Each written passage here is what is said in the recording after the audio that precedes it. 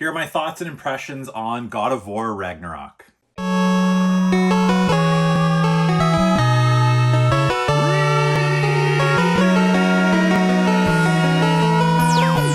Canada.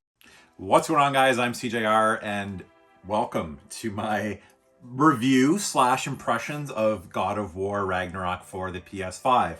Now, full disclosure, number one, this code was provided by PlayStation, so thank you so much for that. And I'm not quite finished the game yet. I'm about 20 hours in. I figure I've got another 10 to 15 hours left, depending on how many side quests I do, and I typically like to do a lot of them. So I thought I would do the video now. I don't know if I'm gonna be able to finish it in the next week or two, so by that time, I'm not sure if people will be too interested in hearing my thoughts anymore. I'm already a little bit behind on this. I probably should have had this out a few days ago already. So I'm gonna dive right in. I'm gonna make this a pretty quick video. Just wanted to give my thoughts and impressions because I am absolutely loving the game, as you can probably see by the title. I think it's safe to say that this game will probably be in my top 10 games of all time. Now, I gave the original God of War reboot, God of War, my favorite game of 2018, and really anticipating the release, the follow-up of God of War Ragnarok, and I'm absolutely loving it so far.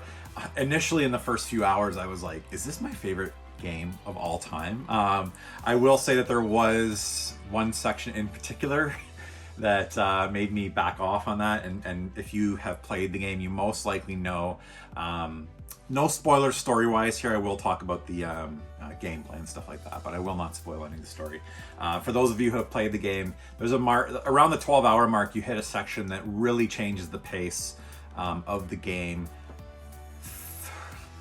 to its detriment a little bit. So I guess I'll just elaborate on that. In that section, you're actually playing as Atreus, which you do get to play as both Kratos and Atreus in this game. It's essentially a movie, which is awesome. I like the varied gameplay. I've heard some people say that they're not too excited about the Atreus parts, but I'm a huge fan of bow and arrow mechanic. That's why I love the Tomb Raider game so much. I love that weapon.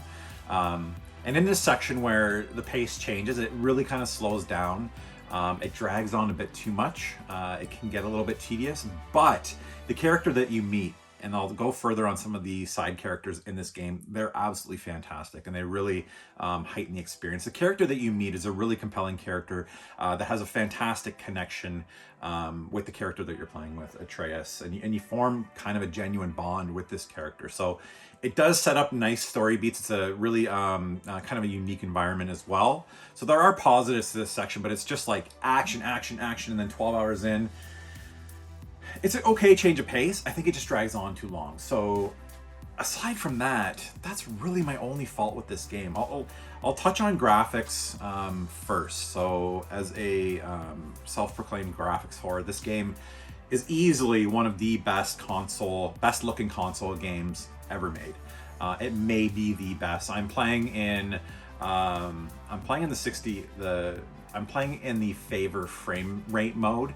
Also, with the high frame rate mode ticked, I have a variable refresh rate TV, so I'm able to get frames anywhere between, I can see it kind of fluctuating if I hit a button on my TV, and it's around like the 70-80 mark. I've heard people list this as like 120 frame rate mode. I don't think that's actually true. I think it's hitting around 70 or 80 frames at sometimes. Never drops below 60 in that mode. So the visuals are fantastic, buttery smooth. As I mentioned, I'm a graphics whore, but I like to, I've come to favor frame rate over higher fidelity graphics. And I did switch over. It looks gorgeous in the favor graphics mode, but to me, that smooth frame rate actually, it really makes a big difference for visuals. And of course, timing for the combat system. So graphics are amazing. Tons of different environments in this game, which is really cool to see. Yeah, just absolutely beautiful. The foliage, the lighting effects are some of the best I've seen in a console game. Sound design is absolutely wonderful. Beautiful score. The voice acting is top notch. Couldn't be more impressed with the sound design in this game. When it comes to gameplay, so this game has a complex battle system where you're learning tons of, you're upgrading your move set. A lot of those moves you may never use. You kind of find, 3 or 4 that are like your go-to moves. That's one thing I wish about this game. When you do upgrade your abilities, I wish it would put you through like a quick little tutorial on how to use it. I've seen games do that in the past. None of them are coming to mind. Maybe Spider-Man did that, where you get a new ability. Sorry, let me silence my computer here. You get a new ability, but you often, it'll tell you how to do it, but it's good for you to actually, I wish there was an option to like try it out and practice that move. Or just like a horde mode combat where you can just work on your combat and your new abilities. Because I find a lot of them I use and I just forget the button combination, and then I might find it by accident during combat, and then I'm like, oh wait, how did I do that? So I guess what I'm saying is the combat is as simple or as complex as you want it to be. You can resort to certain combos again and again. Now, certain enemies, are ice enemies. You want to use your blades because they're tied to fire, whereas your axe is tied to ice, which you want to use against fire enemies. So combat is actually really good. You can lock on when there's multiple enemies. I do find it pretty intuitive to hit the right enemy. That can be an issue in games like this. Substantial dodge and counter mechanics, which work pretty well for combat in this game. And as I mentioned, you've got different weapon types like the axe. You've got the blades of chaos. I don't know if I got that right. And Atreus with his bow, which I absolutely love. And you also have the dynamic of like working together. So when you're playing as Kratos, you can there's a button press, you can push the square button, and Atreus will fire an arrow. So you can kind of direct Atreus while you're in battle as well, which is a really cool feature. So that's graphics, sound, gameplay, story. So the highlight of this story for me, I want to say like the first game, God of War, so far,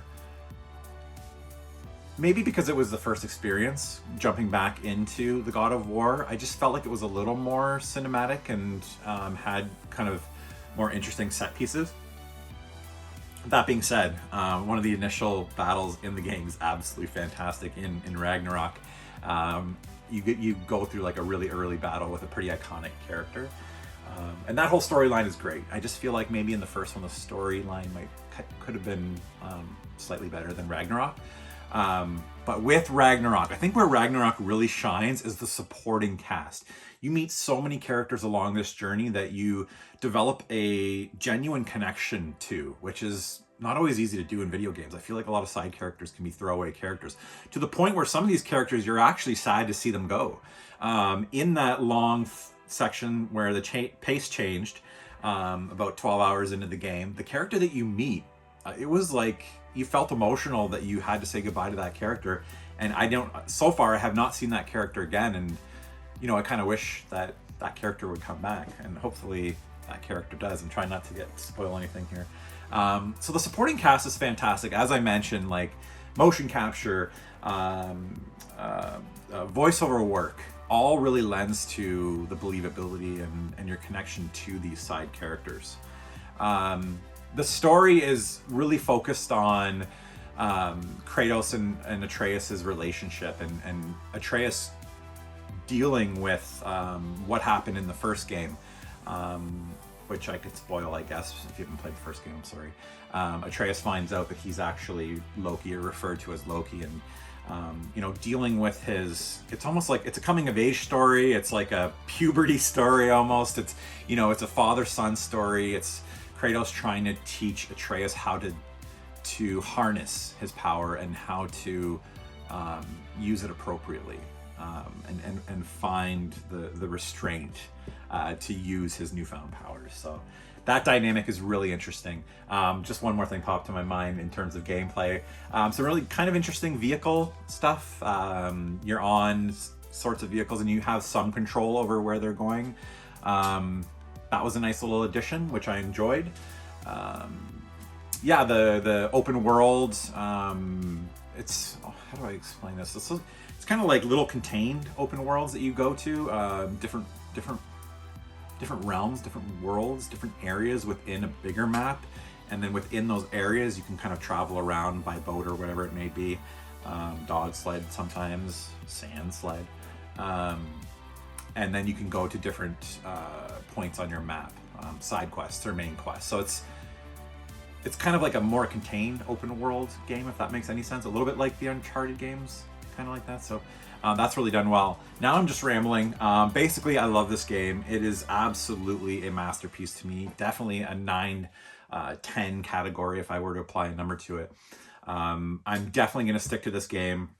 I'll have more thoughts in the future when I've finally completed this game, but I can't recommend this game enough. Sony continues to hit it out of the park with their exclusives, and you know, this is the main reason to own a Sony PlayStation 5 right now, in my opinion. So, absolutely love God of War. Would love to hear your thoughts in the comments below. As always, thank you for your continued support on this channel, and until the next episode.